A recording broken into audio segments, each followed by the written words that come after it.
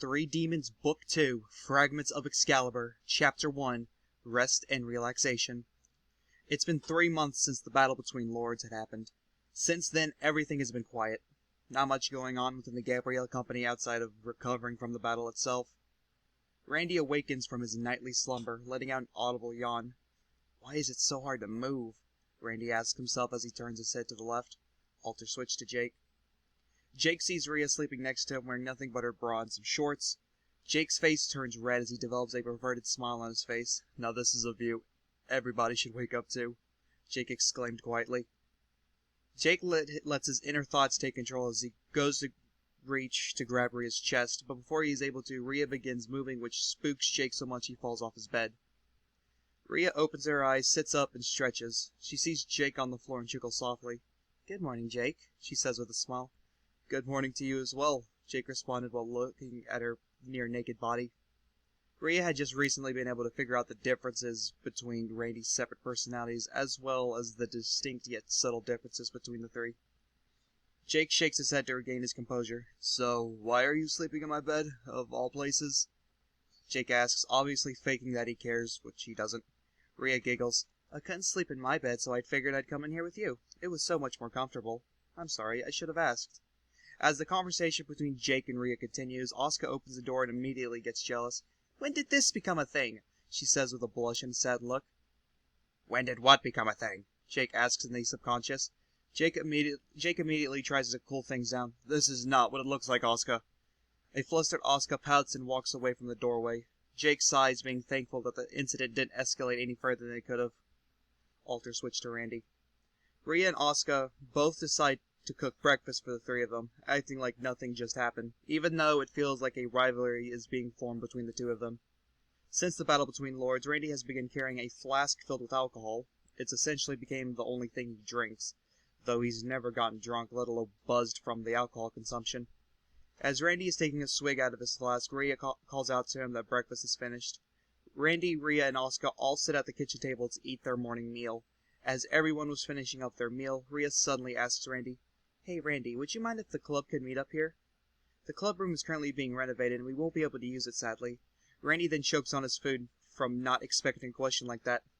"I'm sorry? Rhea, come on now. It's hard enough with you and Asuka here. Now I've got to have the entire club here?" Randy asks complainingly. "It'll only be for a day. It won't be too bad, I promise. Don't you think it's a good idea, Asuka?" Rhea asks Asuka for approval. Asuka nods and smiles. "I think it'll be great. Randy has a lovely home and I think everybody will love it." She knew what she was doing," Joseph screams out in the subconscious. Randy eventually relents and tells Rhea that it would be fine, even if he hates the idea personally. The group of three all get ready for school and begin to hang out as a group. When they arrive, as per normal, Randy feels hundreds of eyes staring at him. When is this shit ever gonna stop? "Oh, they're just pissy we got two hot babes walking next to us," Joseph screams out in a laughter in the subconscious. Rhea waves Randy and Asuka goodbye as she leaves to head to her class, leaving the two to hang out by themselves until their classes start. Randy and Asuka spend the time speaking to one another about an assortment of things: the club meeting at Randy's house, the battle between lords, and hanging out after the club meeting. "So, what's the alternative reject doing with the beautiful princess?" A plump girl wearing glasses, donned with brown hair that reaches to the center of her back, wearing a skirt and a pink sweater. "Hey Sherry, what do you want this time?" Randy asks, knowing this is how she greets the two of them for the past month. "Oh, you're no fun anymore, Randy. You used to get visibly angry with that statement," Sherry responds. "Stop it, Sherry. Randy is not a reject." Asuka interjects, hoping Sherry would eventually stop calling Randy a reject. "So, when are you two gonna make it official?" Sherry teasingly asks Asuka.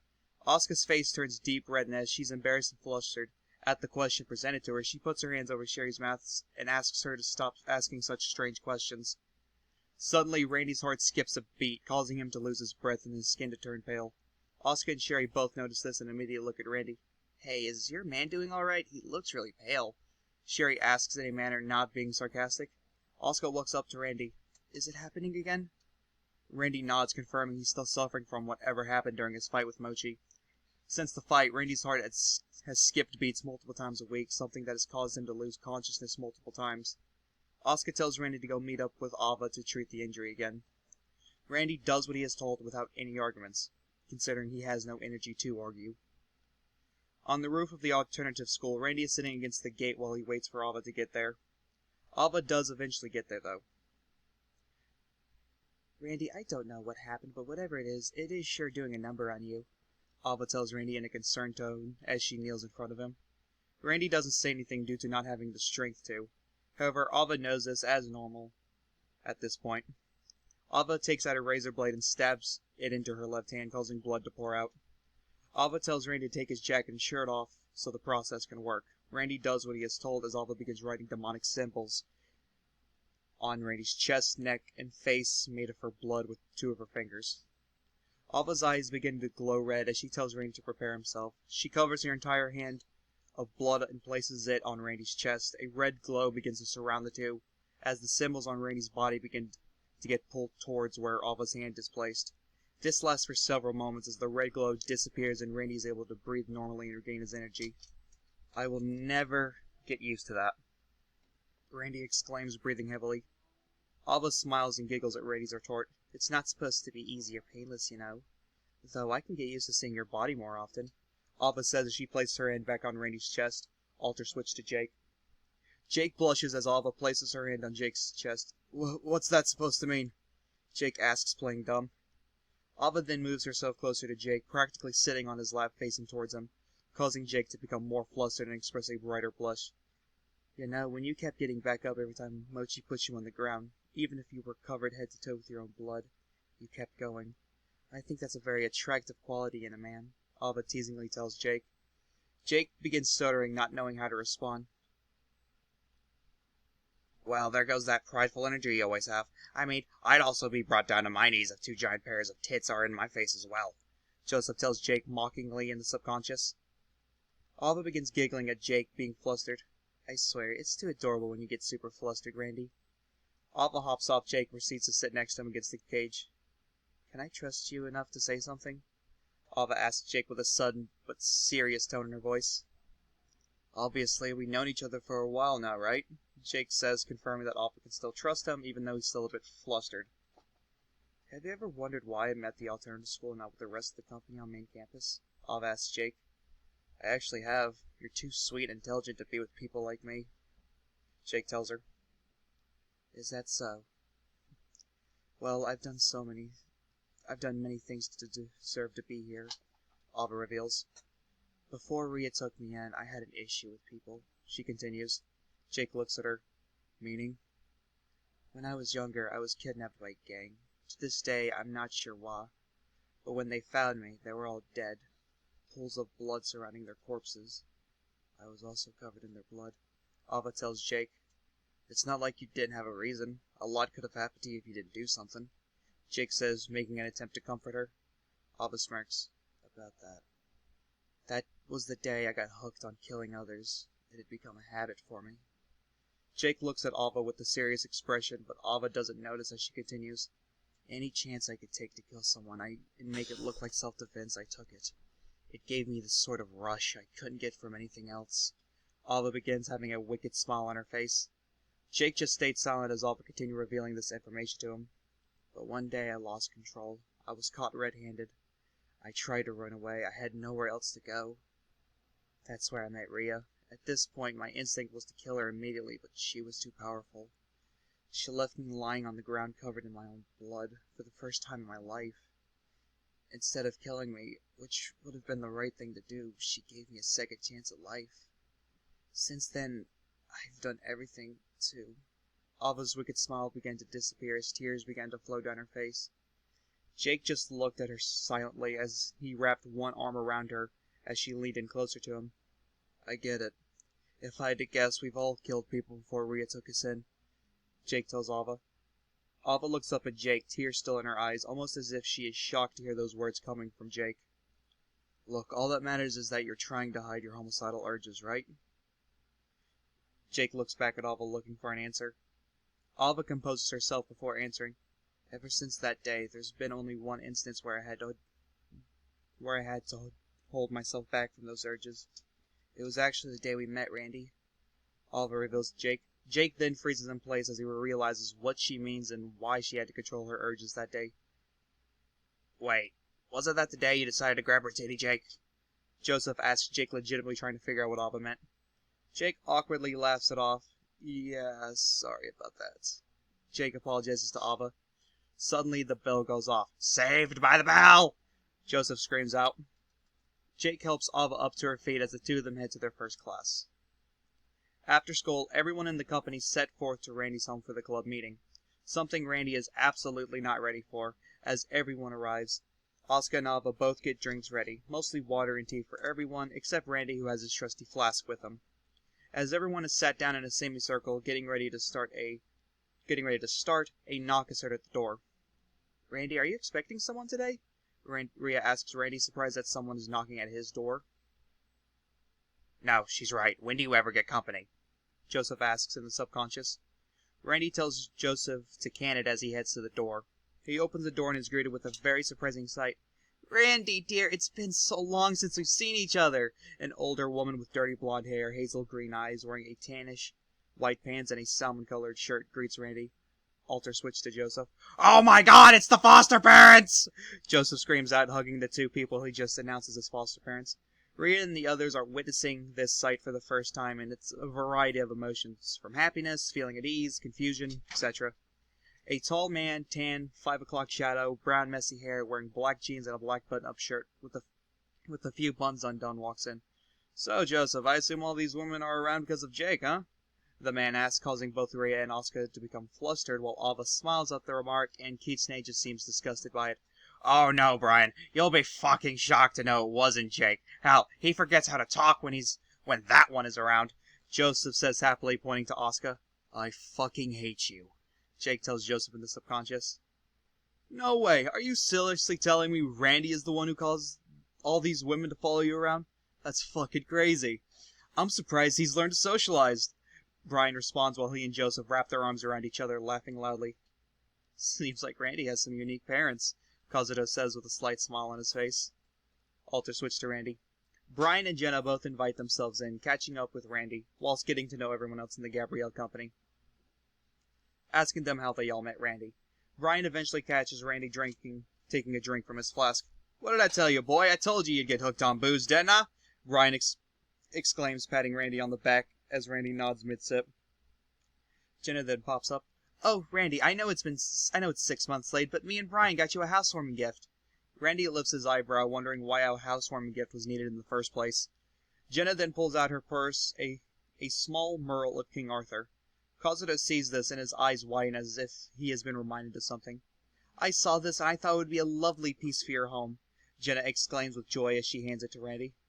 Randy thanks her as he heads to a nearby wall to hang the mural. Kitsune walks up to him. You enjoying your gift, Mama's boy? Alter switch to Joseph.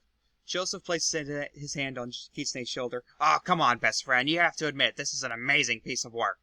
Kitsune then rams her fist into Joseph's side, causing him to drop to one knee. Anyone ever tell you about personal space? Brian begins laughing hysterically. You can't teach that one anything. He's so damn stubborn. Joseph then laughs at the remark, still holding his side in pain. Yep. The next several hours see both Brian and Jenna chatting up a storm with the group, telling stories about Randy during his youth, causing Randy to get embarrassed, yet he remains silent about it. However, they all leave when it begins to turn nightfall. Sorry about that, y'all. I didn't know they were making a surprise visit. Randy apologizes to everybody. Rhea giggles at Randy being embarrassed about his foster parents. Oh, don't worry about it. Besides, it was a fun time to meet them, Rhea tells Randy, reassuring him. Yeah, they were really sweet, and it was cute to see you get embarrassed, Oscar tells Randy, causing him to blush slightly. What the hell's that supposed to mean? Randy asks, getting frustrated in an embarrassing matter. Randy then turns to see Kazuto spaced out. Randy calls out to Kazuto to snap him back to reality, to which he is successful as Kazuto regains his composure and smiles at Randy as he tells everyone that it's time for him to go. Very strange. You're the one always spacing out Randy, not him, Joseph says in the subconscious. It's because I'm always having to argue with the two of you, Randy responds in an irritated tone. Ava and Kitsune also begin to head their way home, as it was starting to get late in the night. Randy looks over at Rhea. Are you gonna head out too? Rhea looks at Randy in a both disappointed and confused way. Head out where? I'm staying with you, remember? Oscar and Randy both become dumbfounded as they both let out aloud. Huh? Oscar looks at Randy with dejection in her eyes. When were you gonna tell me you invited her to stay with us? Randy looks at Asuka, trying to prove his innocence. You act like I had any knowledge about this, let alone me wanting to have her stay here. Randy giggles at the two's interaction as they look back at her. It's not a problem now, is it? I see this as a win, Joseph begins saying as Randy interrupts him. Don't you even fucking finish that sentence, Randy demanded. I mean, waking up next to Rhea every morning is a paradise, and there's nothing wrong with having two hot babes living with us, Jake exclaims with a smirk. Say, that's a good way of thinking about this. Randy, you just have a stick up your ass too much. Joseph insults Randy. Hold on a damn minute. Randy tries to butt in before Jake and Joseph both begin to celebrate as they believe Rhea will be staying with them. Which, of course, they were correct as Randy caved to all the pressure. The only person being on his side is Asuka. Randy tells Rhea the house isn't big enough for 3 rooms, so she'd have to be Asuka's roommate, the news of which upsets Rhea. But it was so comfortable sleeping with you, though, Rhea says with a pout. Jesus, dude, how bad can you get with women? Joseph says in a complaining manner. Randy gives up on the entire situation as he heads to his bed without saying another word. The following morning, Randy wakes up once again, being unable to move much in his own bed. However, this time he wakes up to both Rhea and Asuka sleeping next to him, one on each side of him. This time they're both wearing skimpier sleeping wear, only a bra and panties. Alter switch to Jake. Like I said, waking up like this every morning is a fucking paradise, Jake exclaims loudly. Alter switch to Randy. Much later within the day, after school in fact, Randy and Asuka both walk towards the club room where Rhea supposedly has tasks for them to complete. Once they arrive, they see the newly revamped club room outside of polishing and furniture being moved. The club room didn't look too different than before. As they continue through the club room, the two notice a closet with tape glowing with purple-like smoke surrounding it. Hey Asuka, do you know if that closet was like that before? Randy asks, making sure he wasn't suffering from not paying attention again. Asuka shakes her head. No, I mean, I've noticed that door, but it never looked like that before. Before they could continue to elaborate, Rhea calls for them both into her office. She smiles at the two and greets them. Now, I know I don't have the two of you doing tasks much, especially you, Randy. Hey, what the hell's that supposed to mean? Randy asks as Asuka lets out an audible giggle. It means your social skills are shit, Joseph screams out.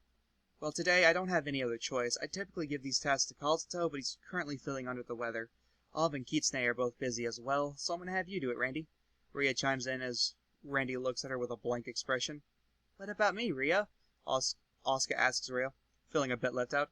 I actually need your help here, Asuka. Apparently there's some paperwork I'm needing to fill out from our battle with Mochi. Randy was about to speak out, but then he heard Rhea mention paperwork and he immediately shut his mouth. I could have called that. Randy's lazy ass would never willingly do paperwork, Jake mockingly exclaims. Randy sighs and asks for the location. When given the location, it's located downtown in an area filled with hotels and apartments. When Randy arrives and knocks on the door, a man with white shaggy hair with red highlights being very visible. He also dons a stubble on his chin and is currently wearing a black kimono. Greetings, you the demon I summoned? The man asks Randy, to which Randy confirms that he is indeed the person sent from his request. The man invites Randy in and tells him to sit on the couch across from him. I know this is a bit of a strange request, but since moving here I've been rather lonely and just wanted some company. The man tells Randy, which leaves him dumbfounded. You just wanted someone to hang out with? Randy asks, very confused. The man nods as he walks back into the room with a bottle of rum and shot glass in his hand. I know, I told you it was a strange request. Care for a drink? Randy agrees to drink with the man as he reveals his name. My apologies. That's very rude of me. I forgot to tell you my name. They call me Azul. Azul tells Randy with a smile on his face. My name is Randy. Randy says before quickly downing the shot of rum. Randy and Azul then spend the next hour drinking and talking about a variety of things. So, what you're saying is that your master had to fight for her freedom to marry whoever she chose to? Talk about bizarre. Anyway, how did it all end? Azul asks, his curiosity being piqued. Randy finishes another shot of rum before pausing. Honestly, I don't know. The last thing I remember was lying on the ground, and I heard Rhea and Asuka's voices. The next thing I know, I'm waking up in a bed in the club room. Azul chuckles quietly. It sounds like you got beat, son. But don't take it personally. Everyone loses every now and again. But what it sounds like is that one of those girls was able to beat that Mochi guy. Really shows their prowess as fighters, Azul says, smiling, and crosses his arms. Azul then stretches. Well, I believe I've had my fill for today. Thank you, Randy. You didn't have to keep an old man like me company, but still chose to do so. I really appreciate it. Randy nods as he stands up and leaves. As he begins heading back to the club room, his phone begins ringing. Randy looks at his phone and sees that it's Rhea calling him. Randy answers and Rhea urgently tells Randy to get to the club room. You think something is wrong? Joseph asks in the subconscious as Randy begins running back to the club room. Randy arrives in the club room and opens the door to see everyone gathered by the door. About time you showed up, Kisne says in a negative tone. Why does best friend have to be so mean all the time? Joseph screams out in the subconscious. Look, everyone, I think it's about time I show you something. Does it have something to do with what's in the closet? Alva asks Rhea. Good for Rhea, she's coming out of the closet, Joseph says proudly. Wait, didn't she kiss Randy a few months ago? Jake says, which causes Randy to blush, a blush that everyone notices. Rhea waves her hand in front of Randy. Randy! Earth Randy! Randy snaps back to reality and apologizes for spacing out. Rhea continues. Now what I'm going to show you is something that I've been working on. Something I've been trying to make suitable for the outside world, but recently I've realized I can't do it alone. So I'm asking for all of you guys' help. Everyone reassures Randy that no matter what was behind the door, they would help her in any way possible. End of Chapter 1.